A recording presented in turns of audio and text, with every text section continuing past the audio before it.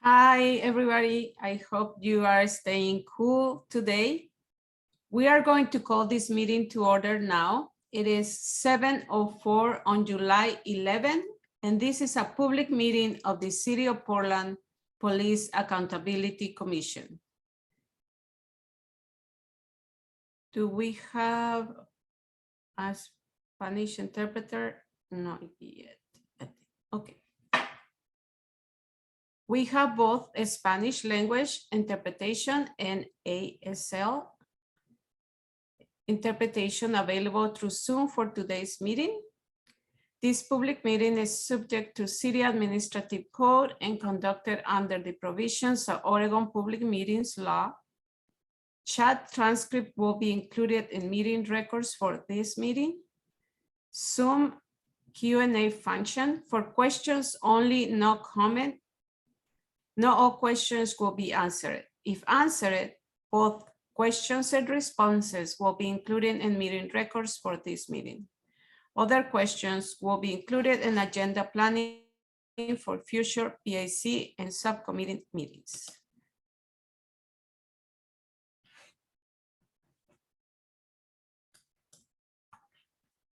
Let's do our land acknowledge. The Portland metro area rests on traditional village sites of the Multnomah, Wasco, Collets, Cathlamet, Clackamas, bands of Chinook, Tualatin, Kalapuya, Molala, and many other tribes who made their homes along the Columbia River. Indigenous people have created communities and summer encampments to harvest and enjoy the plentiful natural resources of the area for the last 11,000 years. We want to recognize that Portland today is a community of many diverse Native peoples who continue to live and work here. We respectfully acknowledge and honor all Indigenous communities, past, present, future, and are grateful for their ongoing and vibrant presence. We also acknowledge the systematic policies of genocide, relocation, and assimilation that still impact many Indigenous Native American families today. As settlers and guests of these lands, we respect the work of Indigenous leaders and families and pledge to make ongoing efforts to recognize their knowledge, creativity, and resilience.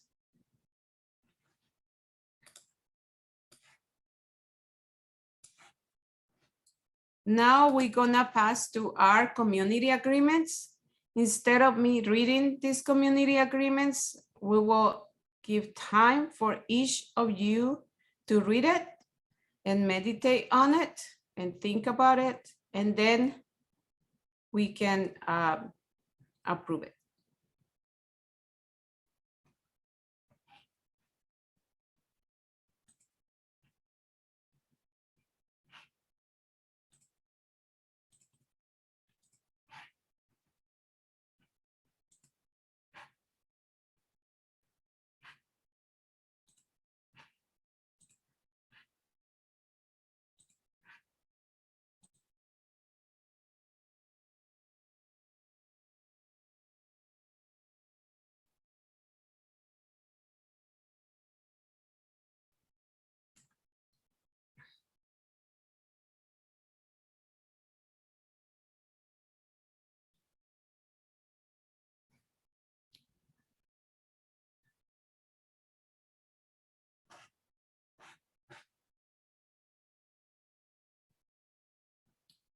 Okay, I'm gonna ask for everyone that accepts these community agreements to give me the thumbs up.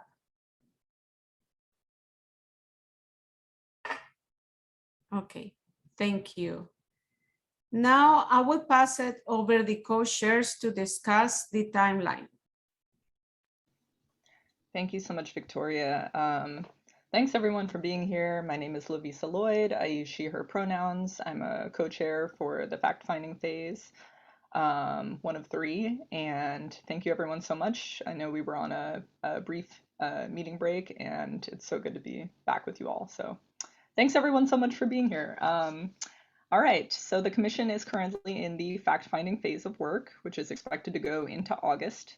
It includes hearing from key stakeholders, identifying barriers to accountability in Portland presently, and examining systems of accountability from other jurisdictions. It also includes increased community engagement work. Future phases of work will develop the parameters for the new police accountability system before the commission presents that to the City Council in 2023 for their consideration and approval. Can I get the next slide, please? Thank you. Following today's meeting, here are the next several upcoming meetings of the commission.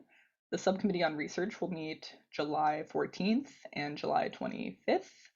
The Subcommittee on Community Engagement Events will meet July 18th, and the full commission will meet July 21st with the Albina Ministerial Alliance Coalition for Justice and Police Reform, as well as City Commissioner Rubio, and July 28th with the Portland Police Association, which is the police union in Portland, as well as City Commissioner Ryan. Next slide, please. Thank you. This slide is the current project plan for the fact-finding phase of the Police Accountability Commission's work. It is not their agendas, and it is updated regularly. This slide is mostly for members of the public to be able to understand how the commission gets from now through the end of the phase, which focuses on identifying areas of agreement among commission members as to barriers to accountability in the current system, best practices from Portland and other jurisdictions, and suggestions to consider from experts, as well as taking public comment and meeting with key stakeholders. And thank you to members of the public in the audience today. Today's meeting is the blue box near the center of the screen with the yellow highlighted text and purple border.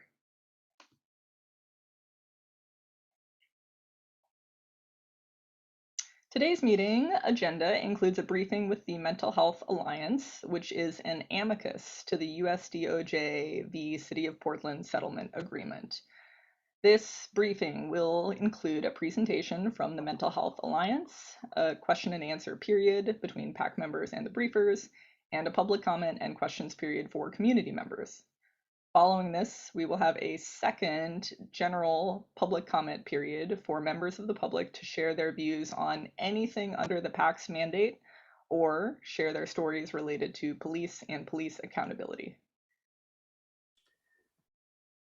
And yes, today's meeting is also a little unusual in that logistically, following the briefing with the Mental Health Alliance and the public comment periods and a break, the PAC will move to a private briefing with the City Attorney's Office using a separate Zoom link.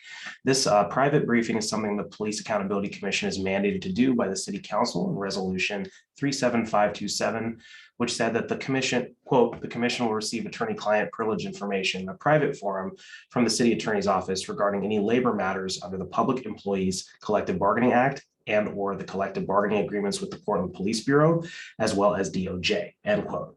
Members of the public will not be able to watch this briefing because this will be limited only to members, but it'll also be limited only to council mandated subjects.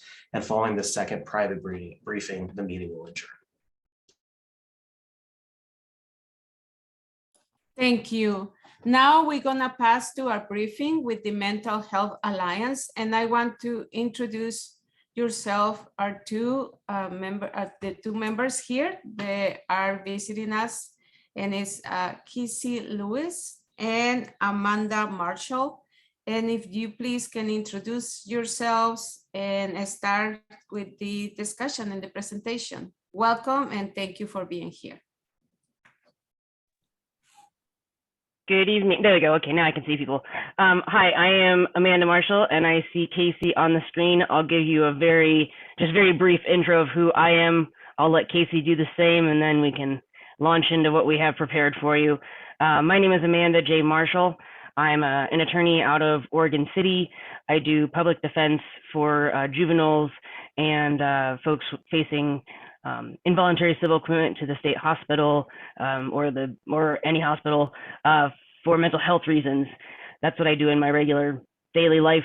I'm a member of the Mental Health Alliance. I'll get into that, but I'll let Casey do a real brief intro of who he is before we go forward. Thank you very much, Amanda. My name is Casey Lewis. I am currently the managing attorney for the Mental Health Rights Project with Disability Rights Oregon. I've previously worked as a criminal prosecutor and as a policy advisor on criminal justice issues in the Oregon legislature. And I am also an attorney who lives openly with mental illness. So thank you for having us this evening. We're happy to be here. The Mental Health Alliance is designed to amplify the voices of people with mental illness, trauma, addiction, and alcoholism in public policy discussions. We were formed in 2018, and we are an amicus to the US DOJ versus City of Portland, as previously mentioned. This is a case that came out of a pattern and practice of the Portland Police Bureau using excessive force against people with mental illness. We have several organizational members that include the Oregon Justice Resource Center, Disability Rights Oregon, and the Portland Interfaith Clergy Resistance. We have individual members as well. We currently have 17 individual members, all of whom have a personal and or professional connection to individuals who are affected by mental illness. We have a little bit of a history. Prior to forming the Mental Health Alliance, a few of our group members, including myself, were part of the Subcommittee for People with Mental Illness under the PCEP, which is the Portland Committee on Community Engaged Policing. PCEP was formed out of the settlement agreement in US DOJ versus City of Portland to be a way to bridge the gap between the voices of the community and the city leaders. The idea was that the community could go to PCEP, tell PCEP what's going on, what their concerns are, and PCEP would then be able to take those concerns to the mayor or the chief of police or wherever those concerns needed to be addressed. As a subcommittee, we were expected to form recommendations to the City of Portland or to the Portland Police for ways that they could make changes to better interact with those who have mental illness or better the lives of folks with mental illness. As a subcommittee member for SPMI, there were two requirements. One was that you or a close family member had lived experience of mental illness, meaning that you dealt with the ins and outs of living with a mental illness on a daily basis for yourself or a family member that you saw all the time. And two was that you worked with other people with mental illness either through your regular job or through advocacy. And so the original members of SPMI were very, very interconnected in all aspects of their life and work with the mental health community. As SPMI, we were very productive. We held monthly meetings, we had guest speakers, we put forth many recommendations to the PCEP, and ultimately we felt that the PCEP wanted to focus in directions that didn't have anything to do with mental illness, and we collectively quit as a group. Some of us then joined up and formed the Mental Health Alliance Work Group, which is the group here that we are here to talk to you today. Casey and I are part of that work group. Full disclosure, Jason Renaud, who is one of your commissioners, was part of SPMI. He is also a member of the Mental Health Alliance. And Casey and I are both attorneys, as we had mentioned. We are both attorneys with mental health diagnoses. And so we are open about that with our colleagues and in our advocacy and here with you today. And I will turn it over to Casey.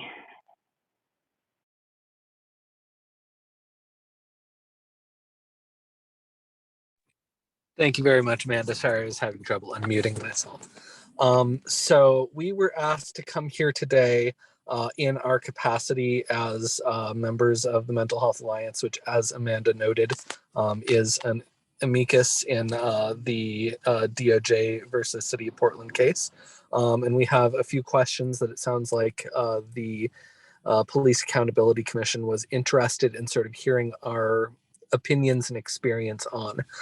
So I'm just going to go through those questions, talk about some of the issues that we see, and then Amanda, I'm going to throw it back to Amanda to talk about some of the recommendations that we think are very much worth you discussing and looking at. So in terms of barriers to police accountability within the current system, there are a lot. I tried to distill it down to sort of 3 overarching ones that I think sum up a lot of the issues. So those are accessibility, transparency, and objectivity. So first of all, accessibility. That's something that we are really particularly concerned about as the Mental Health Alliance. Things that are hard for people to access tend to be even harder for people with disabilities, including mental illness, to access. And we have heard a lot of feedback that the current accountability process for the police is incredibly disheartening, incredibly difficult to follow, and is sort of inaccessible in ways that are difficult for anyone who is trying to engage in the process, and particularly difficult for people who live with mental illness, who live with other disabilities, who are trying to gain access to the same justice through that system that anyone else should be entitled to. The second issue is transparency.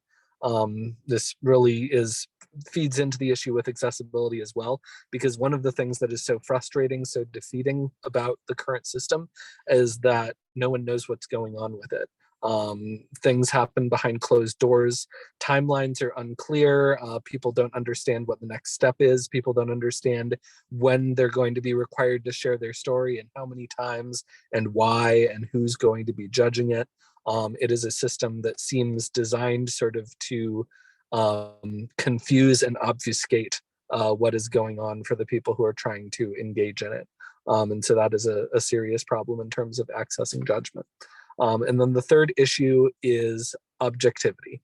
Even if you can engage with the system, even if you have access to it, and even if you can fight your way through sort of the fog that is obscuring all of it, at the end of the day, there is just a sense that none of it actually matters because the deck's already rigged from the very beginning. The people making the decisions all are people with vested interests in the system going on as it does. They have very little interest in making sure that that people have access to the system, that there is a sense of fairness and justice. And at the end of the day, it feels like whatever work you put into it is useless because they're going to reach the conclusion they were always going to reach from the beginning. And that's the result of a lot of structural issues. I mean, it is a result, again, of those 2 previous issues where it seems like the system is designed to make it as hard to make it to the end of the process as possible, and to sort of weed out as many complaints as possible. But then it's also just a result of structural issues with how the various committees that are finding facts and making determinations are composed. The fact that there are almost always sort of fellow police officers who are at least involved in, if not sort of responsible for making the final call about any of the determinations that are being made. It makes the system feel pointless because why would you engage? Best practices within the current system, I would say none. I believe it is broken from top to bottom. Don't think that there is anything in particular that I would draw attention to and say this is working. I don't think that anything is working. And then I will pass off to Amanda in terms of some of the suggestions and fixes that we have for the things we have identified. Thank you, Casey. We have identified 2 types of recommendations. One type is who can help, and the second type is how can people help, or the manner in which people can help. So our number 1 recommendation or remedy for you is to hire someone to help the public with making complaints. This should be somebody who can be a point of contact for questions. It's so hard to reach an actual person these days when you have a question about something. Sometimes you end up on these phone loops and you don't get anywhere, or you go, all you can find is an email to ask a question to, and it goes into a black hole and you have no idea where that went. A actual living, breathing human being is so key, especially amongst the population of folks who already have a hard time communicating. And so if you can have a point of contact person, someone who's knowledgeable enough about the process to be able to answer, what happens at this stage, what happens at this stage, if I make this complaint, then what do I have to do, how long's the process, kind of thing. It would be really helpful to have somebody who understands and has experience talking with somebody who struggles with mental illness. For example, maybe somebody is harmed by the police who also has a diagnosis of paranoid schizophrenia. That person's story is going to have aspects all over it that are influenced by their illness, but that doesn't mean that the underlying story isn't valid. The underlying story may be very valid, and if you don't have someone who's patient enough to kind of sift through it and hear them and understand that, no, the KGB actually isn't part of this, that's just part of what's going on in their head, that there is actually something in there that could be an actionable complaint. For example, on this, I used to do, when I was in law school, I worked at a women's clinic, a domestic violence clinic, and these women would come in and they would tell their story. They would sit down with a student, me, and they would tell their story about what happened to them. And we as law students were expected to take their story and turn that into the legal document that you needed in order for them to get a restraining order against the person that was harming them. And so to kind of draw a parallel here, this could be someone who can sit down, listen to someone's story, sift through those things that are in a story that somebody has that might also have a mental health diagnosis, and then also be brutally honest with, yes, there's a complaint here, there's a rule violation, there's, a policy violation, and you can go forward and let me help you fill out that paperwork. Or, look, that's a really hard story. I can hear how hard of an experience that was for you, but I don't see that there's a clear violation. And so, going forward with this process, I'm not saying you can't, but it's going to be really difficult because of XYZ. I don't see that there's a problem here that this commission could help you with. It's finding that person that can be able to kind of do those things. And to be clear, we're not saying hire a lawyer. Even though Casey and I are lawyers, we're not telling you go hire a lawyer. That is a whole can of worms that you don't even need to get into. We're talking more about maybe a peer support person, somebody who's been through the process of a complaint against the police, someone who has a personal interest in doing it, something like that. That's our number one recommendation for you. Along the same lines of the who can help, we would also recommend that you as a commission talk with people who have the experiences that we have, who live with mental illness, who perceive the world through that mental illness lens, and get an understanding for yourselves, so that when you do have something come in front of you that has mental illness as a part of it, you have some familiarity with that, and kind of what things are typical or okay, that's just something that happens like that, and what things are like, whoa, okay, that's what's going on with that.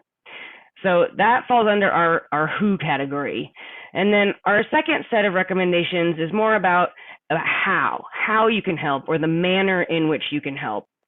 And this is the part about being trauma informed, understanding that for anybody, whether they have a mental illness or not, it is very difficult to tell the same story over and over of being a victim in a situation, of being injured by the police, or of being harmed, even not physically, by the police. That is a very, very difficult thing to do over and over and over. And so to have an understanding of what that's like for someone and understand how that can affect someone going through the process of getting their complaint heard. Casey had touched on transparency or opaqueness, one or the other. The actions of the commission, if they're easily accessible to the public it makes it so much more legitimate to everybody. You know, what decisions are you making? How are you making those decisions? How did you get there? Can you explain how you got there? If you do those things, then I might disagree with your ultimate outcome, but if you're following a process, it's going to be a lot harder for me to quibble with your process if that's what you're doing in every case. And if you explain that, then it's a lot harder for people to attack it. Or at least if they attack it, you have something that you know exactly what it is that you're trying to address. And then just to remember that, you know, everybody that is going to come in front of you as a commission, is a human being. You know, everybody has their own experience and their own perspectives, and just to try and have as open of mind as possible. That stuff you guys already know. I just felt like I wanted to throw it out there. And so those from us, you know, find the people that can help you learn the things that you don't already know, and internalize those trauma-informed and being transparent and open. Those are our recommendations. And I'm sure if anyone has questions, Casey and I are happy to field those.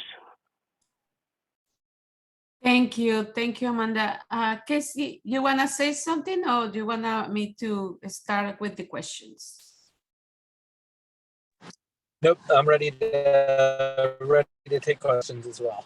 Okay, thank you very much. Thank you for the presentation, and we'll now take questions, and we will let Amanda and Casey respond to them. Please keep your questions brief. Allow me to facilitate this question and answer, and please ask questions that help the commission to move forward, to move towards identifying barriers to police accountability and best practices, which is the purpose of this phase of work. And now we can start with the questions. And Commissioner Lovíza, go ahead. Sure. Thank you both so much for being here. It's really important that you're here, and I'm so glad we're getting a chance to hear from you, and I hope you'll consider coming back. Obviously, there's a lot to talk about. You mentioned that a big issue, a big barrier with the current system is no point of contact or no human on the line, having difficulty getting a hold of like an actual human who you can talk to. I wanted to ask, I'm not totally sure exactly what happens right now, but if there were a system in the future where a person called, left a message, and got a call back, is that a barrier still? Would that present a significant barrier, or is it just better that you call and like a human picks up the phone pretty much every single time?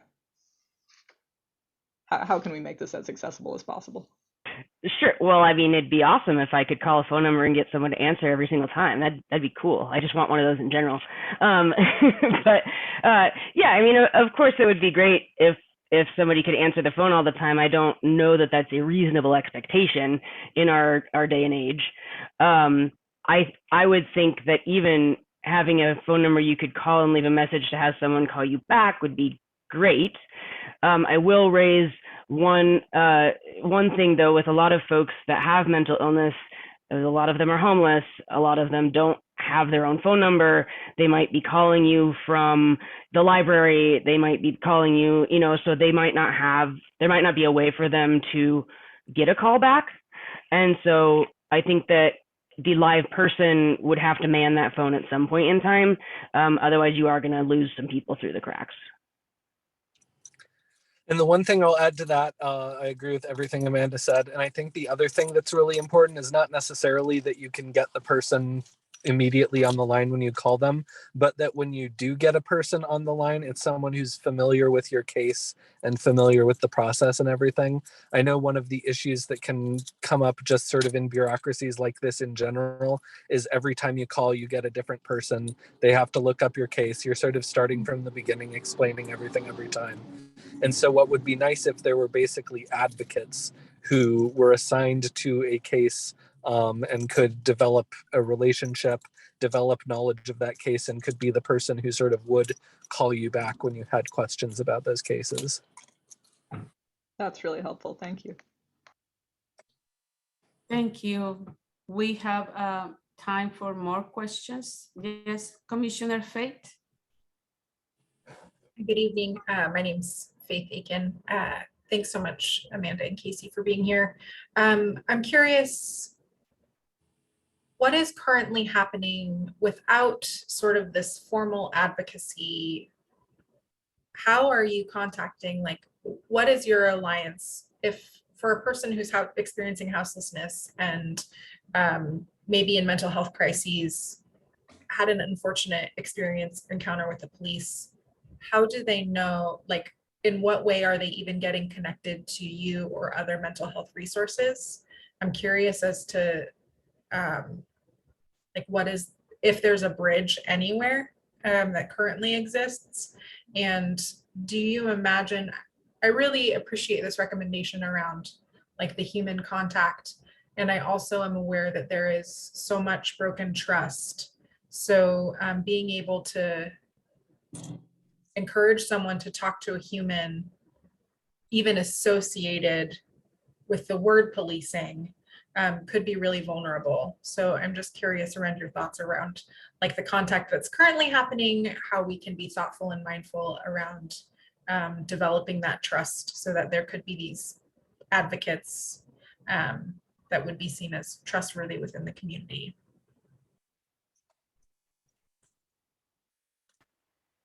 I'm going to punt to you a little bit, Casey, just because all my clients are appointed, which means that the court assigns me to them. That's how they find me. So that they're not really seeking me out. So go for it, Casey. Certainly. There's no sort of formal mechanism for people to contact us. Our group is very sort of, we develop connections in the community. We gather other people who have lived experience. Sometimes they come and speak to our group. But largely it's just sort of through all of the connections that the various members of the Mental Health Alliance have. To sort of the other side of that, as far as I know, and I could be wrong about this, and I definitely apologize to my friends at the IPR if I am, I don't know that there is any sort of referral to mental health resources when someone brings a complaint and potentially is in need of mental health support due to whatever has occurred. That is definitely something that I think would be very much worth considering in sort of this new office that is being built. I do think that I think you've hit the nail on the head in terms of the trust being broken and really needing to be rebuilt. And I think that it is worth looking at when you're sort of coming up with what this system looks like. How do you make it truly independent in a way that people will actually believe? Because I think in the current system, I mean, you have internal affairs, they work for the police. You have IPR, they work for the city. You have, I think that there is a lot of perceived or actual conflict of interests, where the interest in finding the truth and doing justice is up against the interest in sort of covering up for the city, for the police, for the people who are ultimately in charge of those offices and everything. And so I know that we will always struggle to believe anything that anyone who works for the city tells us, and that is from hard-won experience. So I think that as you're building this office, it's really worth thinking about how do you create a mandate that says your first responsibility is to the people who are protected by this system. And if you're creating these advocate positions, really making it clear in their job description, like you are advocating for people who are bringing complaints, who are helping them. You answer to whoever's in charge of this this body that you're creating, but you don't answer to the city attorney's office. You don't answer to the mayor's office or any of the city commissioner's office. It really does need to be an independent unit, because otherwise I just think that there's too much too much conflict of interest and too much lost trust in any of the other city bodies. Thank you, Amanda and Casey. And now we're gonna go with Commissioner Debbie and then Commissioner Dan. Hi, Debbie Iona, she, her. Thank you so much. That presentation was really helpful. So I have a question. Right now, the IPR will accept complaints, email, telephone. They'll even meet you off site at, at a Starbucks or whatever. But you can also walk in. But right now it's in City Hall. And if you've been in City Hall in the last few years, they've got all that security stuff with the officer or whatever, security person with the wand and all that. So can you think of what kind of a building that's, in Portland would be, less intimidating to people who, obviously are having a conflict with police, where they could walk in and have a face-to-face interaction with somebody on this new police accountability, in this new police accountability office? I'll let you go first on that one. Sure. So just kind of off the top of my head, not as like a base of operations, but let's say you had an advocate who was willing to have, I don't know, for lack of a better word, office hours, right? Like a couple hours a week, once a week. Libraries are great places. They're friendly to everyone. They're easily accessible. They're owned by the county, but I don't think anybody really has horribly negative associations with libraries. At least I hope not. We've in the past held some of our meetings at libraries before COVID. That worked pretty well. It was pretty accessible. That's just one thought off the top of my head. I don't know about any others. If Casey, you have any thoughts? Follow up a little bit on that. But at some point, if you file a complaint and they just decide it's worth investigating, you're going to have an interview with an investigator because they need to get all the information or they can't investigate. So again, you think then if the investigator would meet with somebody at a library, even though it's those little meeting rooms in a lot of the so actually, now that I'm thinking about it, so does that seem like a good solution to you for that? So I think there's kind of two aspects to this human interaction piece. I think there's the getting your foot in the door, and that's kind of where I'm suggesting maybe some open hours at a library. That's a first contact. That's somewhere that's not intimidating to go. I think once you've established a relationship with someone, or like you've figured out, okay, like this person, they have a complaint, they want to go forward with the complaint, we're in step number 2. I think then you can talk about different venues. I still wouldn't necessarily suggest making someone go through a whole bunch of security because again, folks are homeless and they don't want to leave all their stuff outside and they're going to lose all that. But I think that there's probably one setting for how do you make it accessible to get people in the door.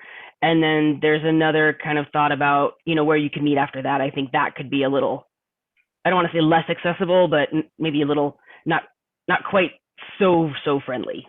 Okay, great, thanks. Yeah, if I can just add on to that really quickly, a lot of police violence happens downtown, particularly during the protests, and making people sort of revisit the scene of where they were brutalized in order to make a complaint, I think is not particularly trauma informed. So I hadn't even thought of that. And I think you hit the nail right on the head about saying, we don't necessarily want them to have to walk into City Hall in order to do these interviews. I mean, I do think if you're looking for ways to do sort of trauma-informed interviewing, including where to do them, there are organizations that have been doing that in the context of sexual assault, in the context of domestic violence, who might be good sort of to talk to about what kinds of spaces they create in order to do those sorts of interviews. And I mean, I think a lot of that would translate because I think that police violence, like domestic violence, is largely about power and control. And I think it manifests in similar trauma a lot of the time. And so I think similar techniques could be helpful for the people who've been victimized. Thank you. Thank you. Commissioner Dan? Hi, yes, good evening, Casey and Amanda. I'm Dan Handelman. I use he, him pronouns. You know me from my roles in Portland Cop Watch and on the AMA Coalition for Justice and Police Reform. I'm here as a commissioner tonight. I'm very glad to hear from you. I understand the broad criticism of the system that we have now. I guess I'm gonna ask you about two parts of the system, and I wonder if you think they might be adapted into the new system in a way that would be helpful for folks in your community. That is, that when you don't like the outcome of a finding, you can appeal it to the Citizen Review Committee right now, a body of people who re-look at the first finding, and that there's a mediation program so that people who don't want to go through with a formal investigation and are willing to sit down and talk with an officer, they can bring a support person, and an officer comes and meets with them with a professional mediator, and they talk face to face, so they can sort of say, this is how you made me feel, and the officer tells them what their point of view is, and that's it's a facilitated discussion. Do you think that either of those programs, appeals or mediation, would be helpful for folks in your community? You want me to start on this one, Amanda?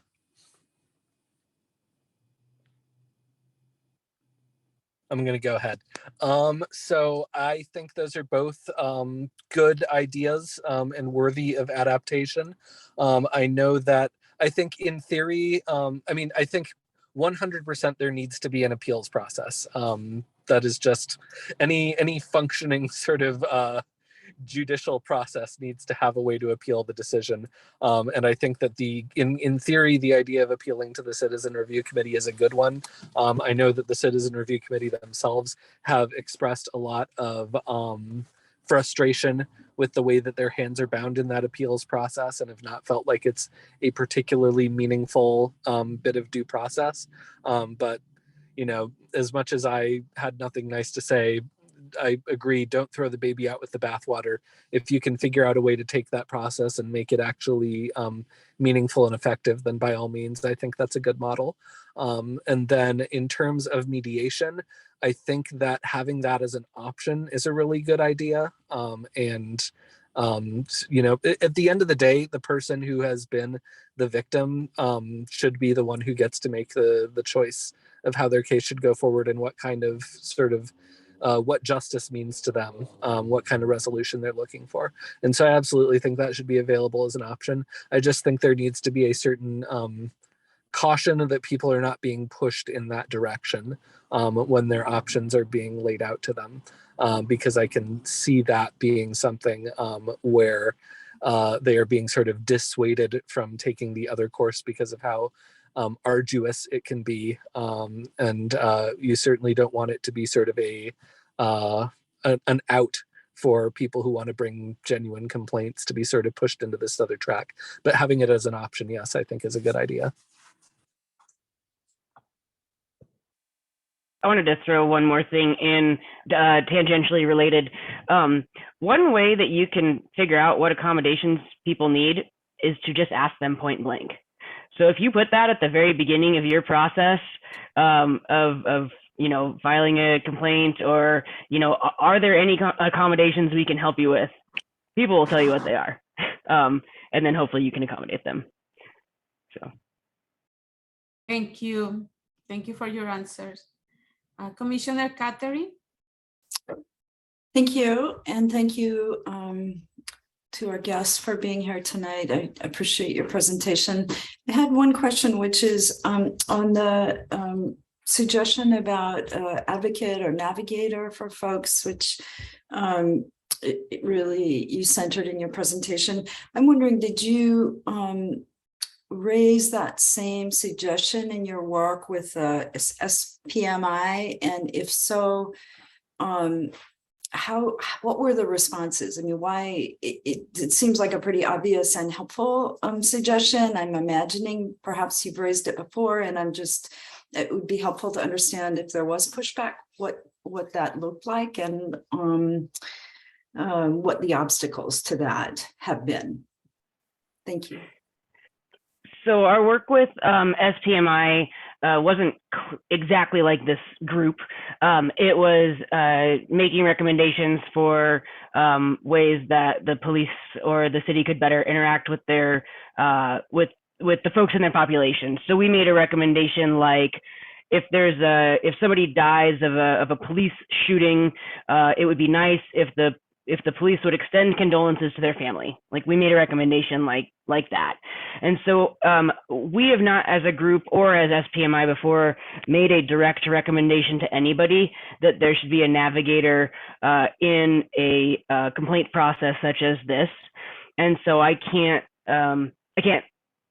tell you anything specific feedback I've gotten for that because we haven't done it before. Is the short answer to that.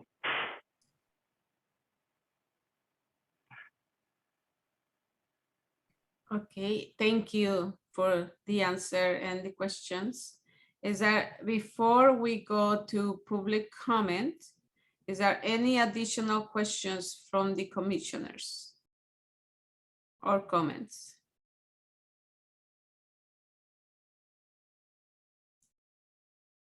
Amanda and Casey, do you have anything you want to add before we go to public comment? I would just say thank you very much. And I know, I think our first questioner said she'd be happy to have us back at some point. I think anyone on the Mental Health Alliance stands ready to help this group with its work in any way that we can. So we'll come back. If you want to come to us, you can get our emails. We're happy to be a resource and really excited about what is going to come out of this group eventually. Thank you. And we want you to stay here because the first section of public comment is questions to you. All right. Amanda and Casey. Okay, let's go to public comment and questions to the Mental Health Alliance. We will now take public comment on the issues discussed on the briefing. We ask members of the public to keep their comments on briefing or questions to Amanda and Casey to 2 minutes and length at most, and raise their hand in Zoom if you like to speak.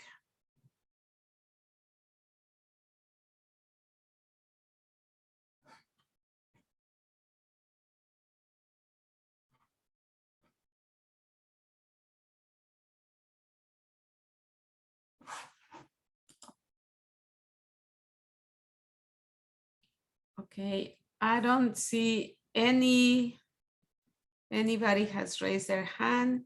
Then I will definitely say thank you very much for your presentation. Thank you for all the work that you do and your commitment and your passion. It really shows that, and it is an inspiration for all of us. It has been a pleasure and honor to have you here. Thank you very much. Would you like to make any final comments? Just thank you very much. Yeah, thank you, everybody. Thank you both so much. Thank you, Amanda and Casey. Thank you.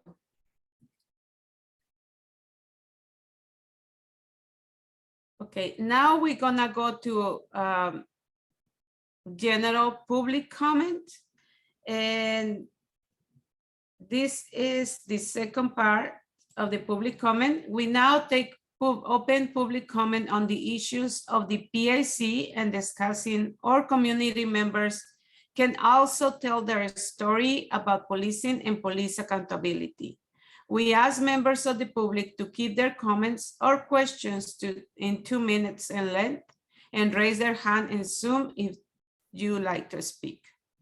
Now it's time for the public to make any comments for the PAC or tell their story about police.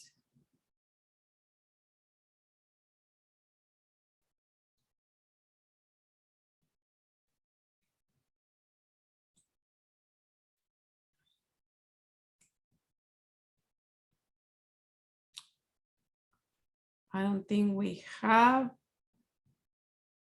any public comment.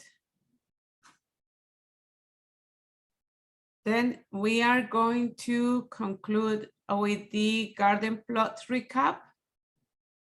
This is the time to summarize any items already brought up today which didn't fit into today's agenda.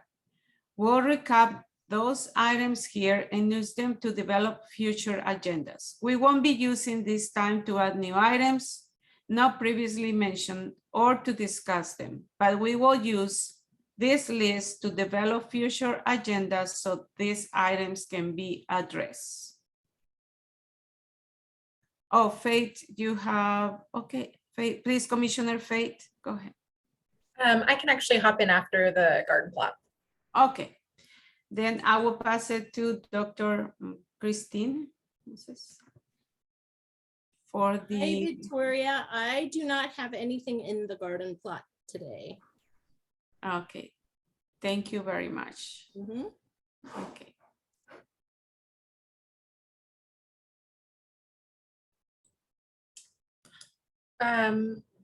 Yes, Commissioner.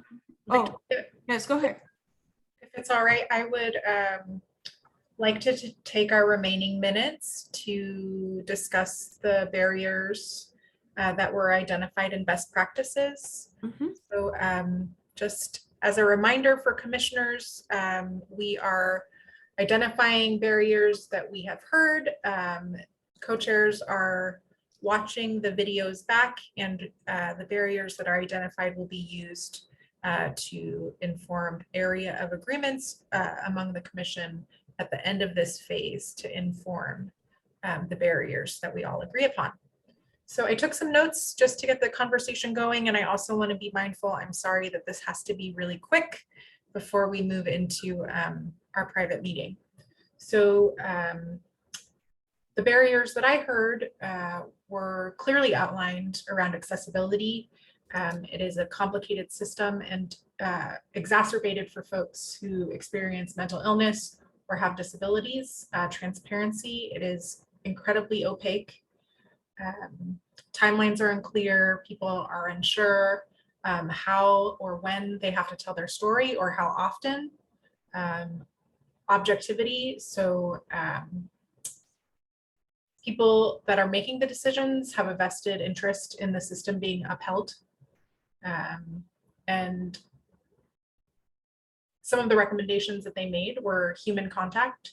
So how can we create a place where people feel like they can ask a question and talk to a real human?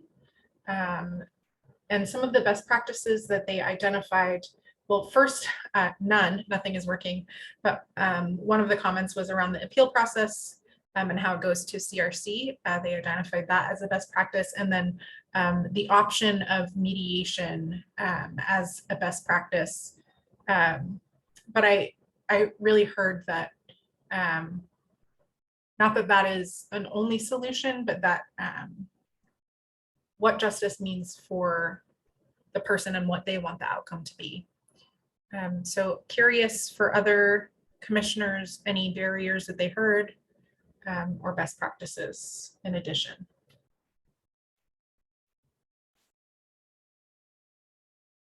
Commissioner Dunn? Oh, yes, thank you. I have this air conditioner on, sorry. One of the things that they brought up that made me think about, and I may have made this comment before, that the hours that the office is open should be not just 9 to 5, and we should probably think about having an office that's open on weekends as well, so that there's, in terms of accessibility, you know, people might have to work, people might not be able to come in during the week. So I just want to put that on the list of things that'll help lower barriers. Thanks. Thank you. Additional comments?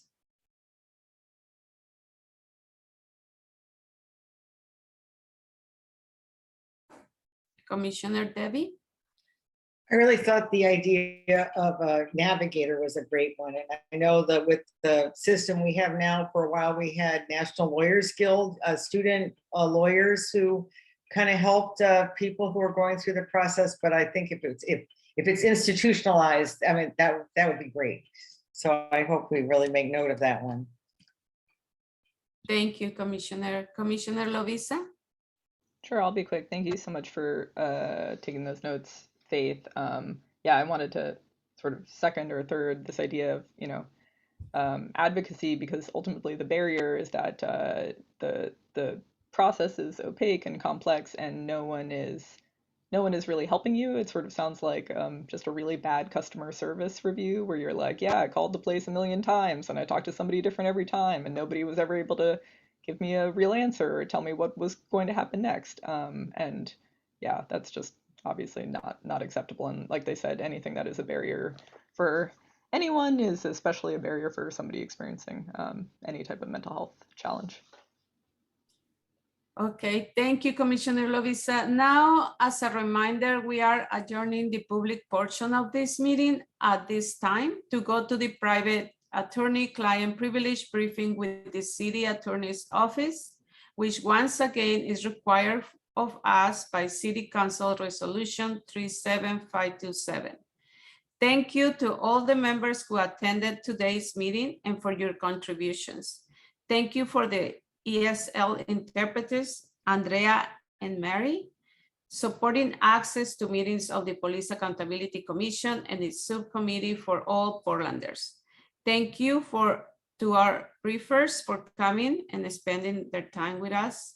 Finally, thank you to the members of community for attending.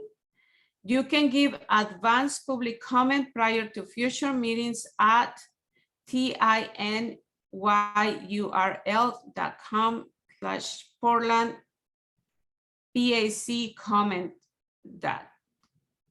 You can sign up for email updates at the PAC works at the I'm not gonna try to say it, but it's tinyurl.com/Portland PSC updates. It's now 8 o'clock and the public portion of this meeting is adjourned. Thank you very much. We're gonna take 5 minutes of break and we will reconnect at 8:05. Thank you very much.